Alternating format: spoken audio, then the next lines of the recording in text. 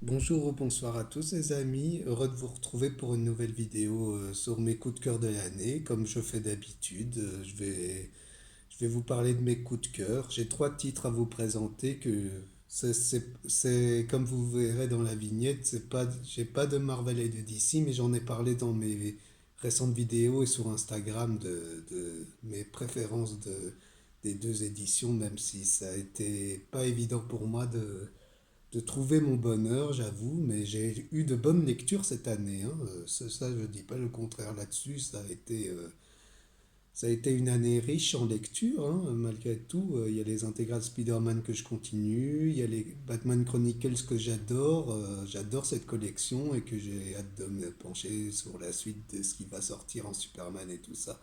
Enfin voilà, c'est une année qui a été pas facile pour moi et c'est ça qu'il n'y a pas eu beaucoup de vidéos sur la chaîne et il fallait que je fasse une remise en question de ce que je faisais parce que je trouvais que c'était pas suffisant, il manquait des choses et je sens que maintenant pour le futur, je prévois de parler de plus de l'univers d'ici et parler de... Mais j'en parlerai plus tard quand j'aurai parlé de mes coups de cœur, et etc. En tout cas, j'ai eu une année où j'ai rencontré Donald Renew. Je l'ai rencontré cette année à la Madina Isa voilà sa dédicace, hein. Ça a été un plaisir de l'avoir rencontré. Et je suis vraiment content de l'avoir rencontré. C'est vraiment un bonheur de voir des comédiens de doublage en vrai. Et j'espère que pour les prochains, il y aura Frédéric Sautrel ou quoi pour celui qui fait la voix de Kratos. J'aimerais bien qu'il soit là. Ça serait tellement bien. Et le Tropper aussi que j'ai rencontré à la suite. C'est les deux que je voulais voir à la Madina Isa et je suis content de les avoir vus. C'est vraiment une année que je suis quand même fier parce que j'ai quand même pu les voir. Et après, il y a le best de best que j'ai vu, Kevin Esterman, que j'ai vu à la Comics Con du mois d'octobre. Et que, en plus de ça, je voulais juste lui dire un mot et il me l'a offert. C'est une dédicace qu'il me l'a offert. J'ai- j'ai- je suis vraiment content d'avoir cette dédicace et c'est un de mes auteurs préférés de comics. Si vous voulez savoir lequel de mes auteurs préférés que j'aime bien, c'est Kevin Esterman et Bendis. Après, je sais plus lequel, mais il y en a tellement que j'aime bien. Enfin voilà, c'était pour vous dire que ça, c'est vraiment des trucs qui me touchent. Je suis vraiment touché par ça et il fallait que je vous en parle parce que c'est cool, quoi. Bon, on va maintenant revenir dans mes coups de cœur et ça va commencer avec une étude en émeraude de les éditions Black River. C'est un titre qui m'a vraiment surpris. C'est très méta et c'est assez.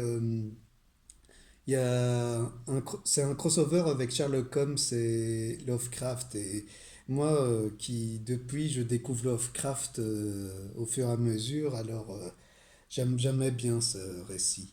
J'aimais bien ce récit, même si on sent pas qu'il y a vraiment une énigme, on sent plus qu'il y a plus une trame plutôt qu'une énigme en fait. C'est différent de ce qu'on voit de Sherlock Holmes, alors que moi je suis pas un fan de Sherlock Holmes, j'aime plus l'univers de Lovecraft que Sherlock Holmes. Et ça, moi ça m'a complètement conquis ce titre. Je trouvais que c'était vraiment tout bon. C'est de Neil Gaiman, hein. Neil Gaiman arrive toujours à bien retranscrire le côté humain et le côté Dieu d'une chose, comme il fait souvent avec Sandman et tout ça. C'est ça que j'aime bien dans cet auteur, parce que cet auteur, il arrive à retranscrire des choses très méta sur notre société et tout ça. Et c'est ça qui fonctionne très bien, je trouve. En tout cas, c'est un titre qui m'a vraiment surpris et il faudrait vraiment que je me penche sur d'autres titres de l'édition Black River parce que il y a vraiment les Assassin's Creed qui m'intéressent aussi, mais après il y a les autres de Gartenis, ça m'intéresse moins parce que moi je suis pas J'aime pas trop les titres qui sont entrés dans le réalisme. Je préfère que ça soit des titres dans la fiction et tout ça. Moi, je suis plus client de ça. Mais en tout cas, ça m'a bien plu, malgré que je trouve que c'est court. Ça tient la route et c'est vraiment très bon. Après, voilà. Pour moi, c'est un de mes titres coup de cœur que je recommanderais et qui mérite le coup d'œil. Et il y a Spawn God Slayer en intégrale, que oui, c'est du Spawn de Todd McFarlane, alors que ça faisait longtemps que j'en avais plus lu.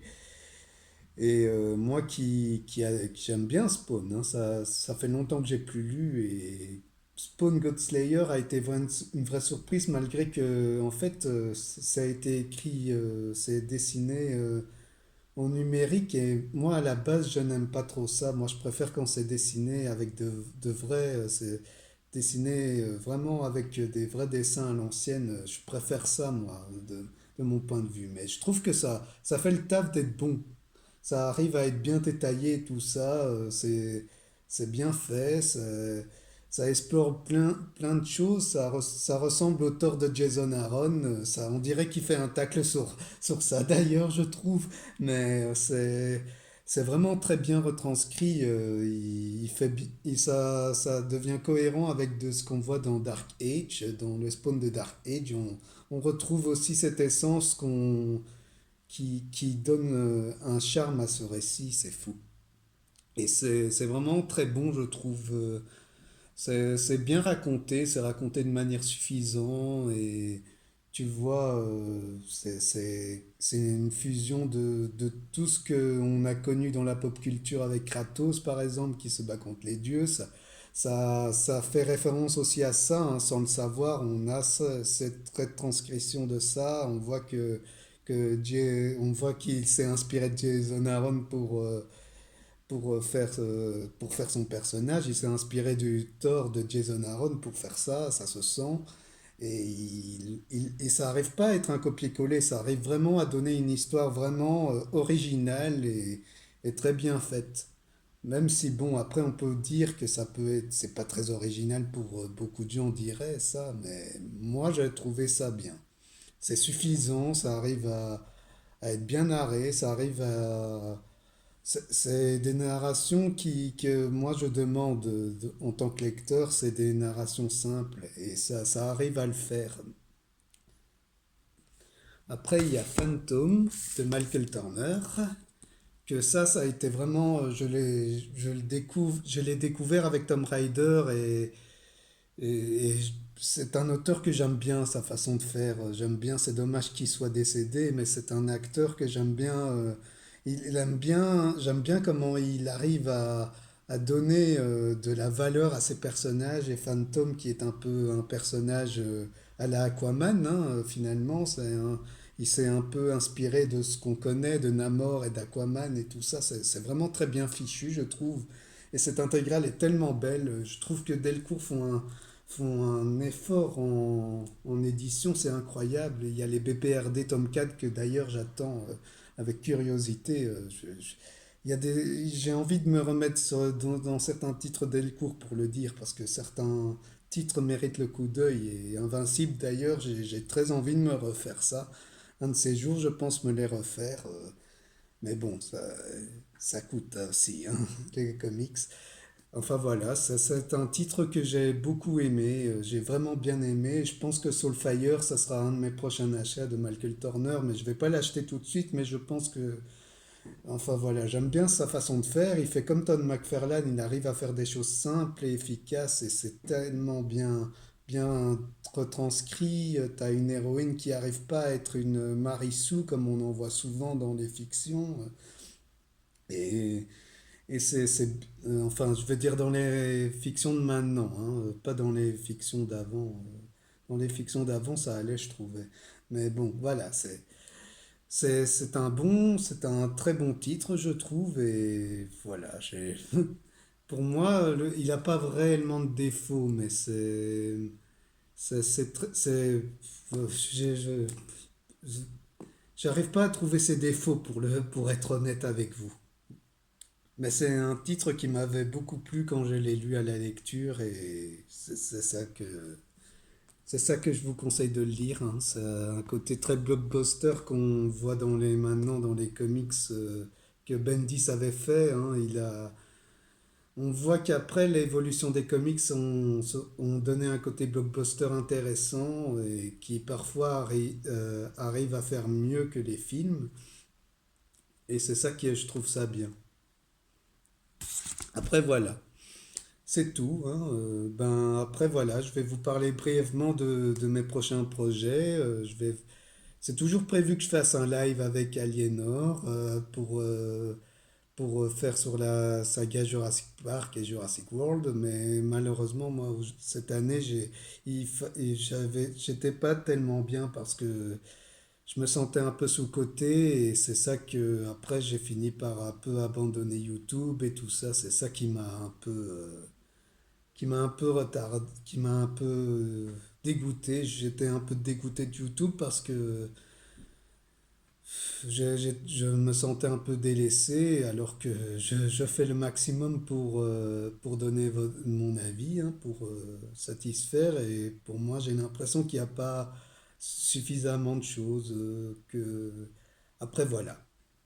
Après voilà, je me relève maintenant, hein, ça va mieux maintenant.